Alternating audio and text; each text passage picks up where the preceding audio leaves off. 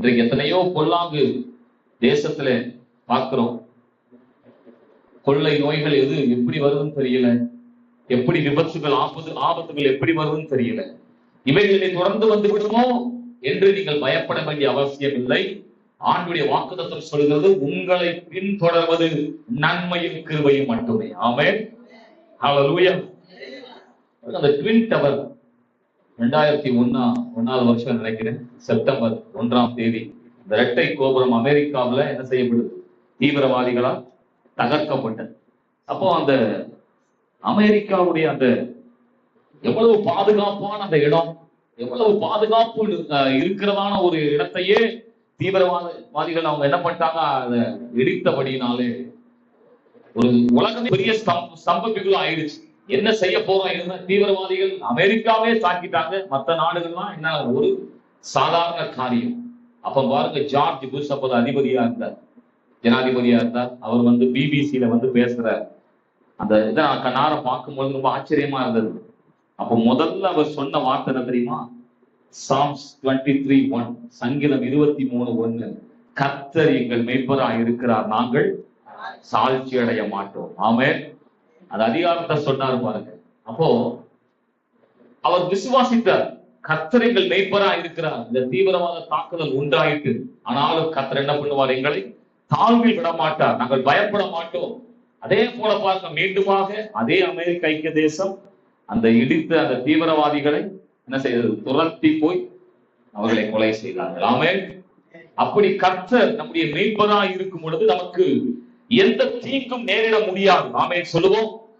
அப்படியே தீங்கு நேரிட்டால் கூட சங்கீதக்காரன் அதுவே சொல்றான், பள்ளத்தாக்கில் நாங்கள் நடக்கிறோம், அப்படி நடந்தாலும் நாங்கள் பொல்லாப்புக்கு பயப்பட மாட்டோம், தேவரீர் எங்களோடு கூட இருக்கிறீர். ஆமென். அப்படி கர்த்தர் நம்மை நடத்துவதற்கு உண்மை உள்ளவராக இருக்கிறார். ஆமென் சொல்லுவோம். தாவீது அவர் சொல்றாரு, கர்த்தர் என் மேய்ப்பராய் இருக்கிறார். பாருங்க, அவருக்கு தெரியும் அவர் ஒரு ராஜாவா இருக்கிறார் சொல்லியிருக்கலாம், இல்ல ஒரு என்ன சொல்லலாம், ஒரு தகப்பனா இருக்கிறார், பரிசுத்தரா இருக்கிறார், இப்படி பல நாமங்களை சொல்லியிருக்கலாம். ஆனா இவர் சொல்றாரு, கர்த்தர் என் மேய்ப்பராய் இருக்கிறார். ஏன் மேய்ப்பராய் இருக்கிறார்? ஏன்னா அவரு மேய்ப்பராக இருந்தார், அதனால தெரியும் என் ஆண்டவர் என்ன செய்கிறார், எனக்கு மேய்ப்பராய் இருக்கிறார். ஏனென்றால் நான் ஒரு மேய்ப்பனாய் இருக்கிறேன், நான் என்ன செய்கிறேன், என்னுடைய மந்தையை எவ்வளவாய் பாதுகாக்கிறேன், எவ்வளவாய் பராமரிக்கிறேன். ஆமென். மேய்ப்பர்களுடைய 2 வேலை அதுதான். ஒண்ணு, மந்தையை அவர்கள் பாதுகாப்பார்கள், 2வது மந்தையை பராமரிப்பார்கள். ஆகவே தான் சொல்றான், கர்த்தர் என்னை பாதுகாக்கிறவர், என்னை பராமரிக்கிறவர், ஆகையால் அவர் என் மேய்ப்பராய் இருக்கிறார். ஆமென், ஹல்லேலூயா. அதுவும் பாருங்க, பொத்தாம் பொதுவா சொல்ல எங்கள் மேய்ப்பர் சொல்லல, என் மேய்ப்பர். ஆமென். அப்படி நம்ம ஒவ்வொருத்தரும் தனிப்பட்ட ரீதியில அனுபவித்து சொல்லணும். ஆமென், ஹல்லேலூயா. அதுவும் விசேஷமாய் பாருங்க, அந்த அடுத்த தலை ரொம்ப கஷ்டம்தான். ஆமென். அவர்களுக்கு ஆண்டவருக்கு அப்படிப்பட்ட ஆண்டவரோடு கூட அந்த உறவு அவங்க அப்படி சொல்ல முடியுமா அப்படின்னு சொன்னா, இன்னைக்கு நிறைய சர்ச்சஸ்க்கு நான் போறேன், பாக்குறேன், அவங்களுக்கு அப்படிப்பட்ட அந்த அனுபவங்கள் இல்லாத போலத்தான் இருக்கிறாங்க. ஏதோ அப்பா அம்மா கூப்பிட்டாங்களே அப்படிங்கிற சர்ச்சில் உட்கார்ந்த மாதிரி இருக்கு. ஆமென்.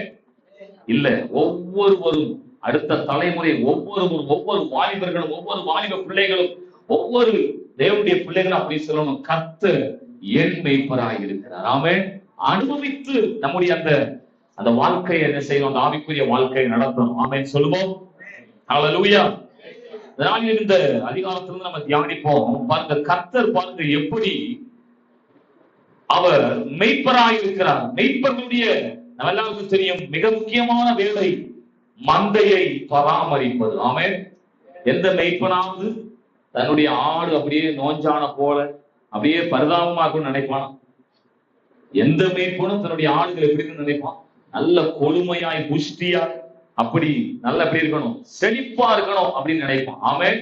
பாருங்க, ஒரு உலக மெய்ப்பனை அப்படி நினைக்கும் பொழுது அருமையானவர்களே, நம்முடைய பரம மெய்ப்பன், அவருக்கு பெயரே பிரதான மெய்ப்பன், அவருக்கு பெயரே நல்ல மெய்ப்பன். ஆமென். அப்படி என்றால் நம்மை அவர் எப்படி பராமரிப்பார். ஆமென். ஹல்லேலூயா.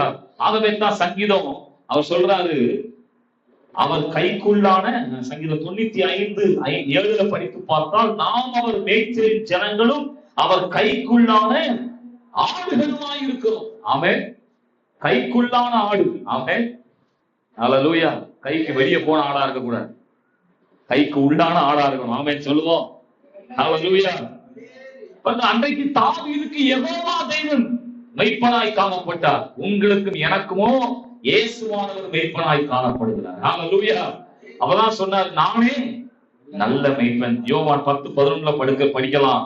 ஆடுகளுக்காக தன் ஜீவனை அவன் நல்ல மெய்ப்பன் கொடுக்கிறான். அப்படி நமக்காய் ஜீவன் கொடுத்த ஒரு நல்ல மெய்ப்பன் இயேசு கிறிஸ்து. ஆமென்.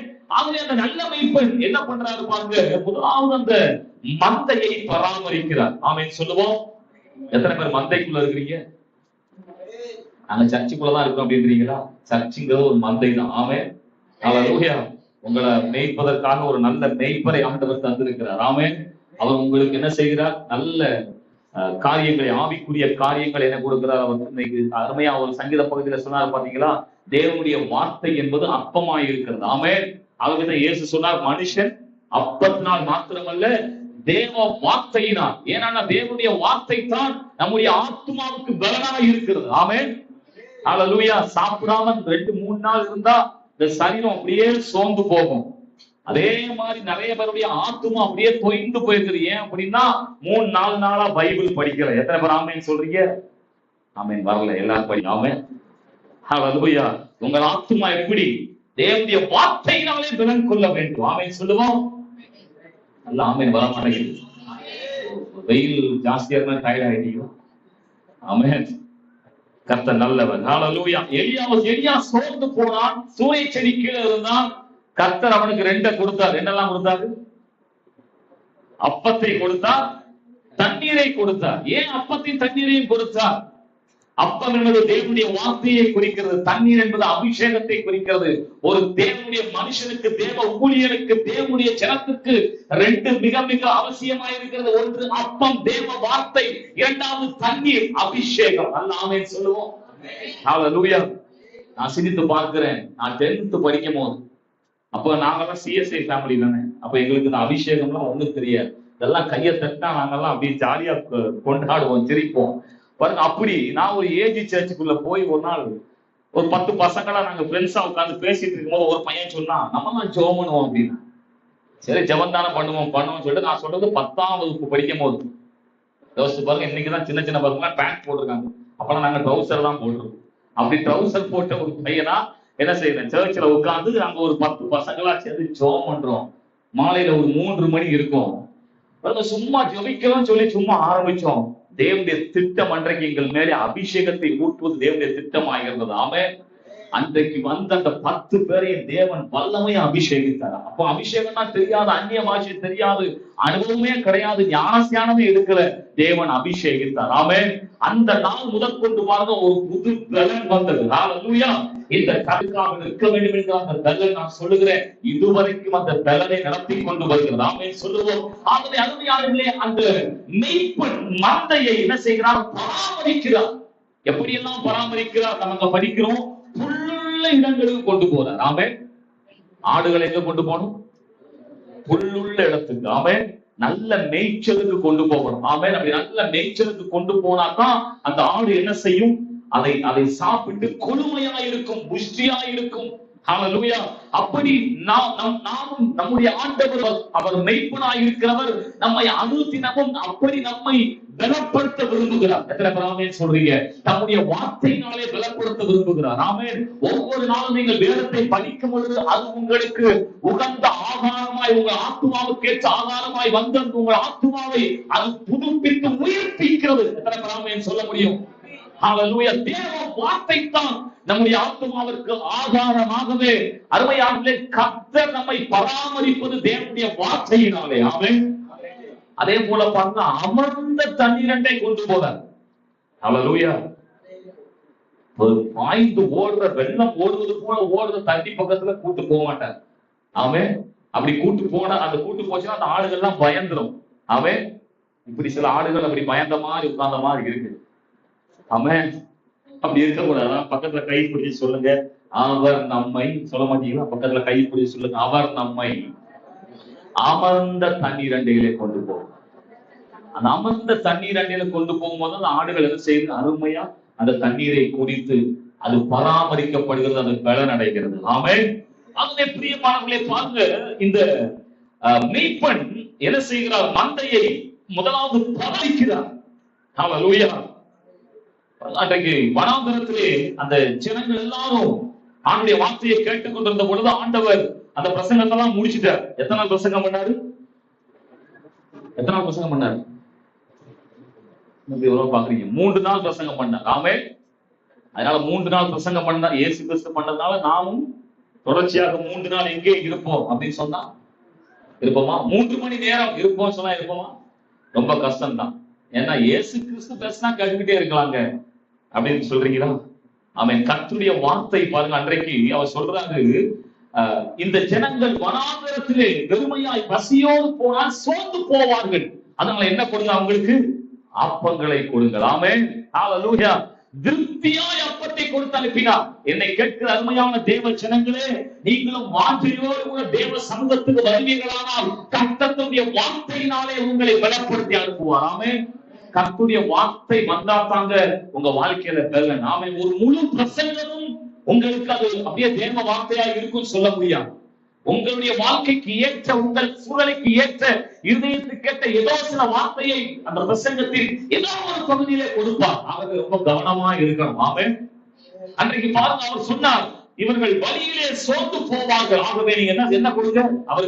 அவர்களுக்கு ஆகாரம் கொடுங்கள். அவர்களுக்கு ஆகாரம் கொடுத்தார். எப்படி கொடுத்தார்? வேண்டிய மட்டும் கொடுத்தார். ஆமென். திருப்தி அடைய மட்டும் கொடுத்தார். ஹல்லேலூயா. மீதம் எடுக்க மட்டும் கொடுத்தார். சேர்த்து வை மட்டும் கொடுத்தார். ஆமென். கர்த்தர் அப்படி கொடுக்கிறவர். ஹல்லேலூயா. ஆமென். 10யும் பத்தாமலும் அப்படி கொடுக்கிறவர் அல்ல. ஆமென். இல்ல வேண்டவே வேண்டாம், இதெல்லாம் எப்படி சாப்பிட முடியும் அப்படிங்கிற மாதிரி அல்ல. ஆமென். அவர்களுக்கு வேண்டிய மட்டும் திருப்தி அடைய மட்டும் ஆண்டவர் கொடுத்தார். ஆமென். கர்த்தர் அப்படி பாருங்க, உங்கள் ஆவிக்குரிய வாழ்க்கையா இருக்கலாம், உங்கள் சரீரத்திற்குரிய எந்த தேவையா இருக்கலாம், கர்த்தர் பிரதான மேய்ப்பர். அவர் உங்களை பராமரிப்பார். அவர் உங்களை போஷிக்கிறவராய் இருக்கிறார். அல்ல ஆமென் சொல்லுவோம். ஹல்லேலூயா. ஆகவே அருமையானவர்களே, இந்த நாளிலும் கூட பாருங்க, அப்படி கர்த்தர் அப்படி எப்படி பலப்படுத்துறாருன்னா ஒரு சின்ன உதாரணம் சொல்றேன் பாருங்க. சங்கீதம் 92:15 படித்து பார்த்தால் அங்கே சொல்லப்படுகிறது. படிப்போம். சங்கீதம் 92:15 படிக்கலாம். அவர்கள் முதிர்ந்த வயதிலும் கனி தந்து புஷ்டியும் பசுமையுமாய் இருப்பார்கள். ஆமென். இளமையில தான் அப்படி நல்ல புஷ்டியும் பசுமையுமா இருப்பாங்கன்னு சொல்லப்படல, முதிர்ந்ததும் அப்படி இருப்பார்கள். ஆமென் சொல்லுவோம். வயசாயிட்டு அவ்வளவுதான். பாருங்க, என் தங்கச்சி ஒருத்தி டாக்டர் ஒருத்தி இருக்கா. அவளை அன்னைக்கு ஒரு நாள் பார்க்க முடியாது சொல்றா, அண்ணே 40 தாண்டிட்டுனா நிறைய காரியத்துல ரொம்ப கவனமா இருக்கணுமே அப்படின்னா. ஆமென். ஹல்லேலூயா. அது வந்துரும் இது வந்துரும் பாருங்க, ஒண்ணும் வராது இருக்கும் பொழுது எல்லாம் வந்துரும்னு அப்படிப்பட்ட ஒரு நம்பிக்கையோடே ஜனங்கள் இருக்கிறார்கள். ஆமென். அதனாலதான் எல்லா கிளினிக்கும் நல்லா ஓடுது. ஹல்லேலூயா. உங்கள் விசுவாசமே அவர்களை ரட்சிக்கிறது. ஆமென். அப்படி அல்ல. ஹல்லேலூயா. ஆண்டவருடைய வார்த்தை என்ன சொல்லுது? நீங்கள் முதிர்ந்த வயதிலும் கனி தந்து புஷ்டியுமாய் இருப்பார்கள். பாருங்க, கடந்த நாட்கள் நாங்க அந்த அஸ்ஸாம் நாகாலாந்து போனோம். அப்ப ஐயா கூட இந்த 15 நாள் இருக்கும்போது ரொம்ப ஹாப்பியா இருந்துச்சு. பாருங்க ஐயா, எனக்கு ரொம்ப ஆச்சரியமா இருந்தது. 80 வயசு ஆயிடுச்சு, 74 வயசு ஆயிடுச்சு. அவங்க எல்லாத்தையுமே சாப்பிடுறாங்க, சந்தோஷமா சாப்பிடுறாங்க. அவங்களுக்கு ஒண்ணுமே எதுவும் செய்ய மாட்டேங்குது. எனக்கு கூட 2-3 நாள் தைரியாச்சு. அவன் அப்ப நான் யோசித்தேன், உண்மையிலே தேவன் கொடுத்த ஆசீர்வாதம் இதுதான். அவன் முதிர்ந்த வயதுல சிலரா பாத்திருக்கீங்களா, உப்பு போட வேண்டாம், ஜீனி போட வேண்டாம், அதை குறைச்சிருங்க இதை குறைச்சிருங்க. இல்ல அருமையானவர்களே, கர்த்தர் முதிர்ந்த வயதிலும் அவன் சொல்லுவோம் கனி தந்து புஷ்டியுமாய் அவர்கள் இருப்பார்கள். ஹல்லேலூயா. பசுமையுமாய் இருப்பார்களாம். எப்பவுமே எங்காவே இருக்கும். எத்தனை பேர் ஆமென் சொல்றீங்க? எத்தனை பேருக்கு விருப்பம் இருக்கு? ஹல்லேலூயா. என் ஒய்ஃப் சொல்லிட்டே இருப்பான், உங்க முடி மட்டும் நிறைக்கவே மாட்டேங்குது, என்ன காரணம் அப்படின்னு. அவன் சீக்கிரம் நிறைக்கணும் ஜெபம் பண்ணிட்டு இருக்கான். ஹல்லேலூயா. அப்படி அல்ல, ஆண்டவருடைய வார்த்தை சொல்றது அவன் எப்படி இருப்போம்? எப்பவும் பசுமையுமா இருப்போம், புஷ்டியா இருப்போம். ஆமென் சொல்லுவோம். ஹல்லேலூயா. ஏனென்றால் அவர் நம்முடைய மேய்ப்பர். எத்தனை பேர் ஆமென் சொல்றீங்க? முதிர்ந்த வயதிலும் பாருங்க, முதிர்ந்த வயதுல சில பலவீனங்கள் வரலாம், சில சுகவீனங்கள் வரலாம், வயோதிபத்திற்கும் வரலாம். ஆனாலும் ஆண்டவர் சொல்றாரு, கர்த்தருடைய வார்த்தை பாருங்க, எரேமியாவில நம்ம படிக்கிறோம் 30ஆம் அதிகாரம் 17ஆம் வசனத்தை படிப்போம். 30ஆம் அதிகாரம் 17ஆம் வசனம். அவர்கள் உன்னை விசாரிப்பாரட்டு சீயோன் என்று சொல்லி நான் உனக்கு ஆரோக்கியம் வர பண்ணி உன் காயங்களை ஆற்றுவேன் என்று கர்த்தர் சொல்லுகிறார். ஆமென். கர்த்தர் ஒரு வாக்குத்தத்தத்தை சொல்றாரு பாருங்க. நான் உனக்கு ஆரோக்கியம் வர பண்ணி. ஆமென். வியாதியில சுகமானது உண்மையிலே பெரிய ஆசீர்வாதம் தான். ஆமென். வியாதி வந்தா, நோய் வந்தா அது நமக்கு சுகமானது கர்த்தர் கொடுக்கிற ஆசீர்வாதம் தான். ஆனா அதை விட ஒரு பெரிய ஆசீர்வாதம் இருக்கு. என்ன ஆசீர்வாதம் தெரியுமா? வியாதியே இல்லாத வாழ்க்கை. ஆமென். அதுக்கு பேர் தான் ஆரோக்கியம். ஆமென். அத சொல்றார் ஆண்டவர், நான் உனக்கு என்ன செய்வேன்? ஆரோக்கியம் வர பண்ணி. வியாதியே இல்லாத வாழ்க்கை. ஆமென். ஒருத்தர் இப்படி சொன்னாரு, கடனே இல்லைன்னா ஒருத்தர் லட்சாதிபதி, வியாதியே இல்லைன்னா அவன் கோடீஸ்வரன். ஆமென். அல்லேலூயா. எத்தனை பேர் கோடீஸ்வரனா இருக்க விரும்புறோம்? ஆண்டவர் சொல்றாரு பாருங்க, என்னது? வியாதி என்ன செய்வேன்னா உனக்கு ஆரோக்கியத்தை வர பண்ணுவேன். ஆமென். பக்கத்துல கை புடிச்சு சொல்லுங்க, கர்த்தர் உங்களை நல்ல ஹெல்த்தா வைக்க விரும்புறார். ஆமென். வியாதியே இல்லாத வாழ்க்கை எத்தனை பேர் விருப்பப்படுறீங்க? ஆமென்.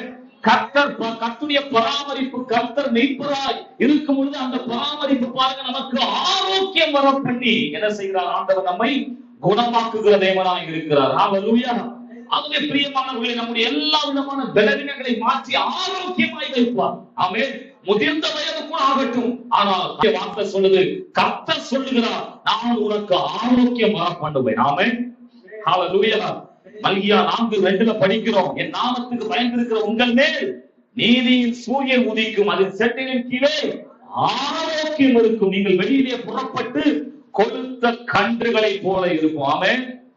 கர்த்தருடைய சமூகத்தில் இருக்கிறவர்கள், கர்த்தரால் பராமரிக்கப்படுகிறவர்கள், கர்த்தரை மெய்ப்பராய் கொண்டவர்கள் இப்படிப்பட்ட நல்ல பராமரிப்புக்குள்ளே இருப்பார்கள். ஆமென்.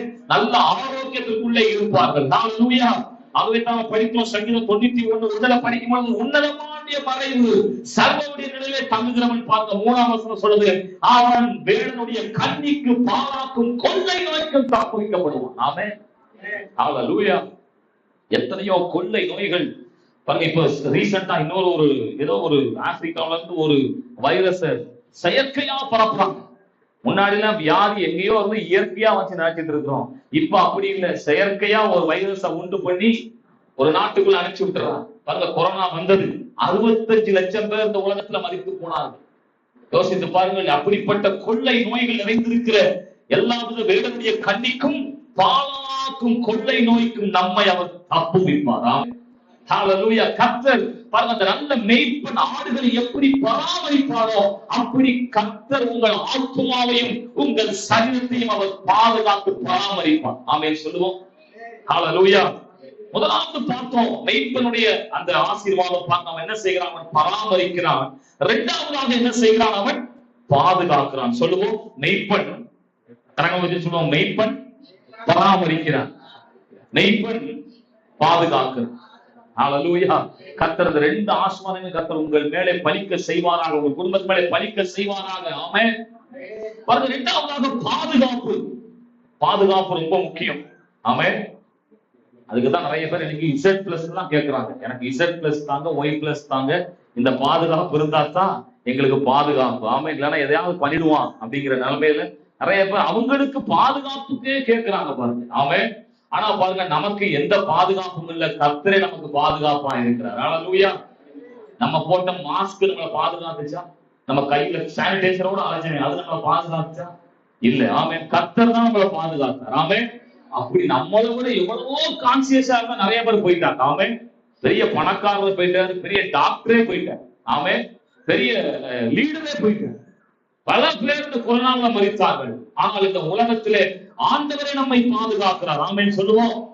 பாருங்க, யோவான் 10ஆம் அதிகாரத்திலே அவர் எப்படி பாதுகாக்கிறார் பாருங்க. 4ஆம் வசனத்தை படிப்போம். அவர் எப்படி பாதுகாக்கிறார்? அவன் தன்னுடைய ஆடுகளை, இந்த மேய்ப்பன் தன்னுடைய ஆடுகளை வெளியே விட்ட பின்பு அவைகளுக்கு முன்பதாக நடந்து போகிறார். ஆடுகள் அவன் சத்தத்தை அறிந்திருக்கிறபடியினால் அவனுக்கு பின் செல்லுகிறது. ஆமென். நம்ம மேய்ப்பர்கள் என்ன பண்ணுவாங்க? ஆட்டை முன்னாடி விட்டுட்டு அவங்க பின்னாடி போவாங்க. ஆடு என்னாலும் பிரச்சனை இல்லை. ஆமென். பாருங்க. ஆனா இஸ்ரவேல்ல அப்படி இல்லை. மெய்ப்பன் முன்பதாய் செல்லுவான், ஆடுகள் பின்பதாய் செல்லும். அதனாலதான் தாவீது சொன்னா, ஒரு முறை சிங்கம் வந்த பொழுதும் கரடி வந்த பொழுதும் என்ன பண்ண, என் மந்தையை பாதுகாக்க சிங்கத்தோடு யுத்தம் பண்ணாம, சிங்கத்தோட போராடுறான் பாருங்க. நம்ம ஆட்கள்லாம் நாய் வந்தாலே நம்ம ஓடிடும். அவன் நம்ம தப்பிக்கணும் அப்படின்னு அவன் சிங்கத்தோடு. ஒரு சாதாரண ஆடுதான். ஒரு ஆடு போனா என்ன, போனா போயிட்டு போட்டோம் அப்படின்னு இல்ல. அந்த ஆட்டின் மேலே கரிசனை உள்ளவனாய் அதை பாதுகாக்க வேண்டும் என்று அன்றைக்கு தாவீது என்ன பண்ணா, சிங்கத்தோடு கரடியோடு யுத்தம் பண்ணி அந்த ஆடுகளை பாதுகாத்தான். அருமையான தேவ ஜனங்களே, தாவீதின் குமாரனாகிய இயேசு கிறிஸ்து உங்களை இரண்டையும் சத்துருவின் கைக்கு விடுவிப்பதற்காக அவர் போராடி, அந்த கையை தட்டி அப்பாவுக்கு மகிமையை செலுத்தலாமா, அவர் நம்மை பாதுகாக்கிறார். எத்தனை விசுவாசிக்க முடியாது? அவர் மந்தைக்கு முன்பதாகி செல்கிறார். ஆமென். பெரிய கோல் ஒண்ணு கையில வச்சிருக்கிறாரா? அவன் மேய்ப்பன் என்ன செய்வான், பெரிய கோல் வைத்திருப்பான். அந்த கோல் எதற்காக? எதிராக வந்த எந்த விதமான மிருகமா இருக்கலாம், எந்த பொல்லாத மனிதர்களா இருக்கலாம், அதை தாக்குவதற்காக. அப்படி கர்த்தர் நமக்கு பாதுகாப்பாக நமக்கு எதிராக வருகிற எல்லாவற்றையும் அவரே முன்னணியத்தில் இருந்து அவர் அழித்து விடுவார். எத்தனை சொல்ல முடியும்? ஆனா அந்த ஆடு பாருங்க, அவர் பின்னாடி சத்தத்தை கேட்டுட்டே போகணும். ஆமே. சரி, யோசிக்கிறேன். அதான பிரச்சனை. திடீர்னு என்ன பண்ணிடுறோம், மேய்ப்பன் ஒரு பக்கம் போனா இந்த ஆடு ஒரு பக்கம் போயிருக்கு. ஆமே. அப்படி அல்ல பாருங்க. அங்க சொல்லுகிறாரு 12-13 வசனத்துல படிக்கும் பொழுது அங்க எப்படி அந்த ஆடுகளை பாதுகாக்கிறார் பாருங்க. மேய்ப்பரா இராதவனும் ஆடுகள் தனக்கு சொந்தமானதமான கூலியால் என்ன செய்யறான், ஓனாய் வருகிறதை கண்டு ஆடுகளை விட்டுட்டு ஓடி போகிறான். அப்பொழுது ஓனாய் ஆடுகளை பீறி அவைகளை சிதறடிக்கும். கூலிக்காக வேலை செய்கிறவராக ஓடி போகிறான். ஆடுகளுக்காக அவன் கவலைப்பட மாட்டான். அவன் நமக்கு பாதுகாப்பாக நல்ல மெய்ப்பனாக அவர் இருந்து எல்லா சத்துருவின் கரங்களுக்கும் அவரே நம்மை பாதுகாப்பார். ஆமென் சொல்லுவோம். ஹல்லேலூயா. கர்த்தர் நம்மை பாதுகாக்கிறவராக இருக்கிறார். அவர் நம்மை பராமரிக்கிறவர், அவர் நம்மை பாதுகாக்கிறவர். எந்த சூழ்நிலை விட்டுக் கொடுக்க மாட்டார். அதை நாங்க படிக்கிறோம். இவர் ஒரு கூலியார் அல்ல, இவர் மந்தைக்கு அவரே சொந்தக்காரர். மந்தை முழுவதும் அவருக்கு சொந்தமானது. அவர் ஓடி போக மாட்டார். அவர் எப்போதும் இருந்து தம்முடைய மந்தையை பாதுகாப்பார். ஆகவே அவர் சொன்னார், நான் உங்களை திக்கட்டவளாய் விட மாட்டேன், நான் உங்களை கைவிட மாட்டேன் என்று ஆண்டவர் சொல்லி இருக்கிறார். இந்த நாளிலும் கூட இதை கேட்கிறவர்களே, கர்த்தர் நம்மை பாதுகாக்கிறார். எத்தனை நாமே சொல்ல முடியும்? கடந்த நாட்கள்ல ஒரிசாவில் ஒரு பெரிய ஆக்சிடென்ட், ஒரு ட்ரெயின் ஆக்சிடென்ட். நிறைய பேர் மறிச்சு போனாங்க. அதுல ஒரு சாட்சி பாருங்க, ரொம்ப ஆச்சரியமாக இருந்தது. பிபிசிலே வந்தது. அப்ப அந்த ஒரு பையன் அவன் சொல்றான், அந்த ஆக்சிடென்ட் நடக்கும் பொழுது பயங்கரமான சத்தம், எல்லா மனிதர்களும் தூக்கி வீசப்படுறாங்க. அப்ப இந்த சூழ்நிலையை பார்த்தவன அந்த பையன் ஒரே ஒரு வார்த்தையை சொன்னானா, இயேசுவே அப்படின்னு சொன்னானா. அந்த பையனை ஆண்டவர் காப்பாத்திட்டார். அவன் சொல்றான், இயேசுவே கூப்பிட்டேன், நான் பாதுகாக்கப்பட்டேன். அவன் கர்த்தர் அப்படி அந்த நாமத்திலே பாதுகாப்பு வைத்திருக்கிறார். நாமே சொல்றீங்க, கர்த்தருடைய நாமம் பலத்த துருகம், நீதிமான்களுக்குள்ளே ஓடி சுகமாயிருப்பான். ஆமென். அந்த நாமம் எது? இயேசுங்கிற நாமம். ஹல்லேலூயா. அது எப்படி இருக்கிறது? துருகமாய் இருக்கிறது. எத்தனை பேர் துருகம் பார்த்திருக்கீங்க? ஒன்னும் புரியல. இந்த மாதிரி பைபிள் வேர்ட் எல்லாம் நமக்கு படிச்சா ஒன்னும் புரியாது. துருகம் சொல்றீங்களே, ஒன்னும் புரியல அப்படின்னு. நீங்க பழைய காலத்துல என்ன செய்வாங்க, யுத்தம் பண்றதுக்கு அந்த மதில் மேலே இந்த துருகம் இருக்கும். இந்த மதில் மேல என்ன செய்வாங்கன்னா, அந்த போர் வீரர்கள் மேல இருந்து இந்த துருகத்துக்குள்ள இருப்பாங்க. இவங்க என்ன செய்வாங்க, துருகத்துக்குள்ள இருந்து எதிரிகளை தாக்குவார்கள். ஆனா எதிரிகள் இவர்களை தாக்க முடியாது. இதுக்கு பேருதான் துருகம். ஆமே. நான் இப்படி சொல்றேன், புரியுற மாதிரி சொல்றேன். நம்ம அடிக்கலாம், நம்மளை எவனை அடிக்க முடியாது. ஆமே. ஹல்லேலூயா. அது எங்கே இருக்கிறது என்றால் அவருடைய நாமம். ஆமே. அவருடைய நாமம் என்கிற அந்த துருகம். இப்படி எல்லாம் இந்த துருகத்தெல்லாம் நம்ம புரிஞ்சு அறிஞ்சாதான் துருகமே ஆராதிக்கும் பொழுது அப்படி உணர்ந்து ஆராதிக்க முடியும். ஆமே. இல்லைன்னா துருகமே பாஸ்ட் ஒரு பக்கம் பாடிட்டே இருக்க வேண்டியதான், நம்ம ஒரு பக்கம் யோசிச்சுட்டு இருக்க வேண்டியதான். ஆமே. ஹல்லேலூயா. எல்லாவற்றையும் சொல்லுகிற நம்ம படிக்கிற வார்த்தைகளை அந்த அர்த்தம் புரிந்தல் செய்யணும். பாருங்க, அப்படி துருகாய் நம்மை பாதுகாக்கிறவர். அந்த துருகம் அவருடைய நாமம் நமக்கு பாதுகாப்பை தருகிறது. ஆமென் சொல்லுவோம். பல நாட்கள்ல நாங்க சுவிசேஷ ஊழியத்துக்கு மதுரையில ஒரு இடம், அது மெயினான இடம், எனக்கு தெரியாது அது ஒரு பிராமின்ஸ் ஏரியான்னு. ஆனா அங்க போய் ஸ்பீக்கரை போட்டுட்டு நின்றுட்டேன். நின்று ரோட்ல நின்று நான் பாட்டு பாடி சுவிசேஷத்தை அறிவித்துக் கொண்டிருக்கும் பொழுதே பாருங்க, அங்க கால் பண்ணிட்டாங்க. 100க்கு அடிச்சா ஆட்கள் கூடிட்டாங்க. அந்த பொல்லாத மனிதர்கள் எல்லாம் சூழ்ந்து பெரிய பிரச்சனையா ஆயிடுச்சு. ஸ்டேஷனை கூட்டு போயாச்சு. ஸ்டேஷன்ல நிக்கிறோம். அங்க சொல்லிட்டாரு எஸ்ஐ, இன்னைக்கு பார்க்க முடியாது, இந்த கேஸ நாளைக்கு பாக்குறேன், நாளைக்கு காலைல வாங்க அப்படின்னு சொல்லிட்டு. பாருங்க, எல்லாரும் ஒரே பயம். பாருங்க, வீட்டுல ரொம்ப பெரிய பிரச்சனை ஆயிட்டு. ஏன்னா பல ஆயிரங்கள் அவங்க போலீஸ்காரங்க லஞ்சமா கேட்பாங்க. அப்பதான் கேஸ் போட முடியாதுன்னு சொல்லி பல காரியங்கள் பேசிக்கொண்டே இருக்கிறாங்க. என்ன செய்யுதுன்னு தெரியாம யோசித்து கொண்டிருக்கும் பொழுது எனக்கு ஒரு நம்பிக்கை, நம்ம இயேசு கிறிஸ்துவ தான் அறிவிக்க போனோம், நம்ம வேற ஏதாவது தப்பு பண்ண போல, கர்த்தர் நம்மை பாதுகாப்பாங்கிற நம்பிக்கையோடு இரவுல தூங்கினேன். இரவெல்லாம் என்னுடைய மனைவி விழித்திருந்து ஜெபித்தாங்க. ஆனா அவங்களுக்கு தூக்கம் வரல, ஏன்னா பயம். ஆனா நமக்கு அப்படி இல்லை, பயம் இல்லை, கர்த்தர் நம்மை பாதுகாப்பார். அதே போல அடுத்த நாள் ஒரு கேஸ் இல்லாதபடிக்கு, ஆண்டவர் ஒரு பைசா செலவில்லாதபடிக்கு, நான் டீக்கு கூட நான் காசு கொடுக்க போனேன், அதை கூட ஒரு பாசம் நான் கொடுத்துறேன் அப்படின்ட்டு. ஆமென். கர்த்தர் அப்படி நம்மை பாதுகாப்பார். ஹல்லேலூயா. கர்த்தர் எத்தனை பேர் கர்த்தரை உயர்த்த விரும்புறீங்க? ஏன்னா கர்த்தர் நம்முடைய மேய்ப்பர். அவர் நம்மை பராமரிக்கிறவர் மட்டுமல்ல, அவர் நம்மை பாதுகாக்கிறவராய் இருக்கிறார். ஆமென் சொல்லுவோம். அவர் எப்படி நடத்துறாரு பாருங்க. அங்க நம்ம படிக்கிறோம், ஏசாயாவை படிப்போம். 40:11 மெய்ப்பனை போல தமது மந்தையை அவர் மேய்ப்பார்.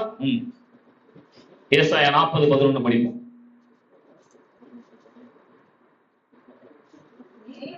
மெய்ப்பனை போல தமது மந்தையை மேய்ப்பார், ஆட்டுக்குட்டிகளை தமது உயரத்தினாலேயே சேர்த்து தமது மடியிலே சுமந்து கறவலாடுகளை அவர் மிகவும் அந்த மந்தையை அவர் பாதுகாக்கிறார். ஆட்டுக்குட்டி எப்படி பாதுகாக்கணும் தெரியும், எப்படி பராமரிக்கணும் தெரியும், ஆடுகளை எப்படி நடத்தணும் தெரியணும். கர்த்தர் அப்படி நல்ல மேய்ப்பராக இருந்து அவர் பராமரித்து பாதுகாப்பார். சில நேரத்துல பாருங்க, இந்த ஆடு என்ன செய்யுது, சிதறி போயிருது. மத்தேயு 18 அதிகாரத்துல இந்த சம்பவத்தை, இந்த ஓமை ஆண்டவர் சொல்ற. 100 ஆடு இருந்துச்சு, அதுல ஒரு ஆடு என்ன பண்ணிடுச்சு, தப்பி போய் இப்ப எங்க மாட்டி கிடக்குது, முள்ளுகளுக்குள்ளே மாட்டி இருக்கிறது. ஆமென். இந்த முள்ளுகளுக்குள்ளே மாட்டி இருந்த அந்த ஆட்டை இந்த மெய்ப்பன் பாதுகாக்க செல்கிறான். ஆமென். அதை மீட்டெடுக்க செல்கிறான்.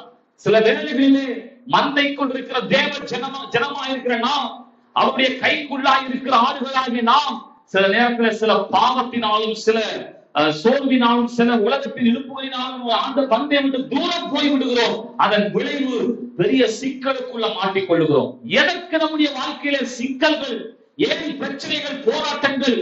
மந்தைக்குள்ளே அந்த ஆடு இல்லாததினாலே, அந்த தேவ மனிதன் மந்தையை விட்டு வெளியே போனதினால் தான் பிரச்சனை.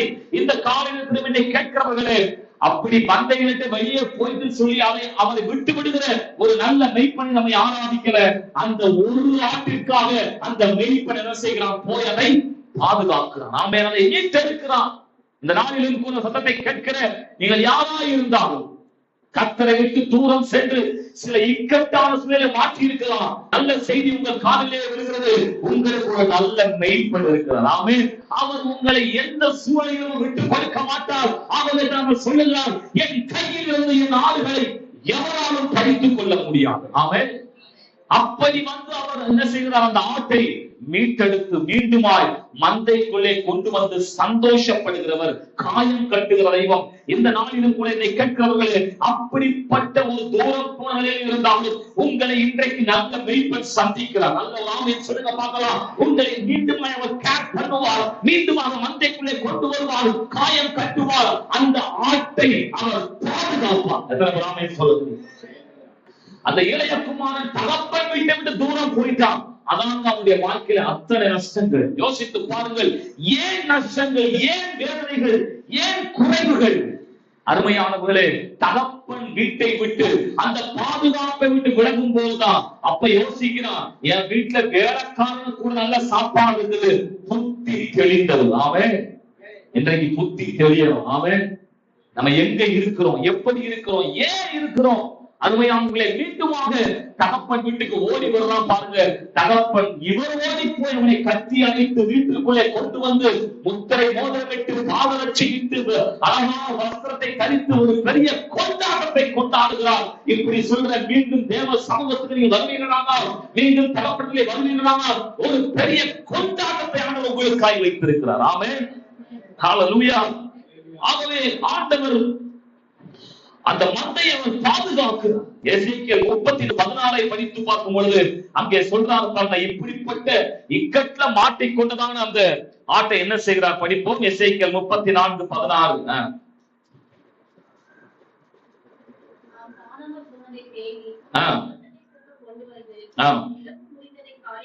ஆமென் ஆமென். புஷ்டியும் பலமுள்ளவைகளை அழிப்பேன் என்று ஆண்டவர் சொல்லுகிறார். ஆமென். காணாமல் போனதை அவர் தேடுகிறார், துரத்துண்டதை திரும்ப கொண்டு வருகிறார். அங்க ஏற்பட்ட எல்லா நஷ்டங்கள், எலும்பு முறிவுகள், காயம், கட்டுதல்கள் எல்லாம் அவர் செய்து மீண்டுமாய் அந்த மந்தையிலே அந்த ஆட்டை சேர்க்கிறார். ஆமென். இந்த நாளிலும் கூட என்னை கேட்கிற அருமையான சகோதர சகோதரிகளே, தேவ ஜனங்களே, தேவனை விட்டு தூரம் சென்று நீங்கள் உங்களுக்கு ஏற்பட்ட இழப்புகள், வேதனைகள், எதையும் குறித்து நீங்கள் கவலைப்பட வேண்டாம். நீங்கள் திரும்பி வரும் பொழுது, நீங்கள் அவரை மீண்டுமாக ஏற்றுக்கொள்ளும் பொழுது, அவருக்கு விட்டுக் கொடுக்கும் பொழுது உங்களை மீண்டுமாய் காயம் கட்டுகிறவராய் இருக்கிறார். ஆமென். அவர் உங்களை மீண்டும் சேர்த்துக் கொள்கிறவராய் இருக்கிறார். ஹல்லேலூயா. ஏனென்றால் வசனம் சொல்லுது, யோவான் 10:11, நானே நல்ல மேய்ப்பன் தன்னுடைய ஆடுகளுக்காக ஜீவனை கொடுத்திருக்கிறார்.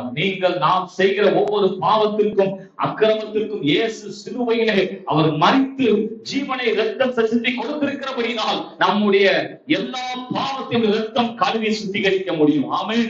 மீண்டுமாக தன்னுடைய மந்தையிலே வைத்து அவர் நம்மை போஷிக்கிறவராய் காணப்படுகிறார். ஏனென்றால் நல்ல மேய்ப்பன் பாருங்க, மேய்ப்பனுடைய அந்த பாதுகாப்புக்குள்ளே இருக்கிறதா ஆடுகள் நன்றாக பராமரிக்கப்படும், நன்றாக பாதுகாக்கப்படும். கர்த்தர் நம்முடைய மேய்ப்பராய் இருக்கும் பொழுது நன்மையும் கிருபையும் தொடருகிறது. ஹல்லேலூயா. நன்மை என்ன, கிருபை என்ன?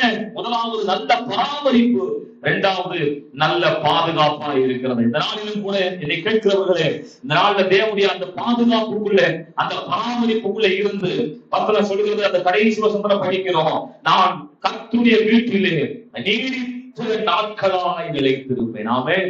தேவ சமூகத்திலே, தேவனுடைய ஆலயத்திலே, ஆமென், நம்முடைய மரணமோ தேவ ராட்சி தேவனுடைய வருகையை முந்திக் கொண்டுமானால் அவருடைய நித்தியமான வீட்டிலே அவரோடு என்னென்னையும் நிலைத்திருப்பதற்கு கர்த்தருடைய மேய்ச்சலுக்குள்ளே, மந்தைக்குள்ளே கர்த்தர் நம்மை கொண்டு வந்திருக்கிறார். ஆமென்.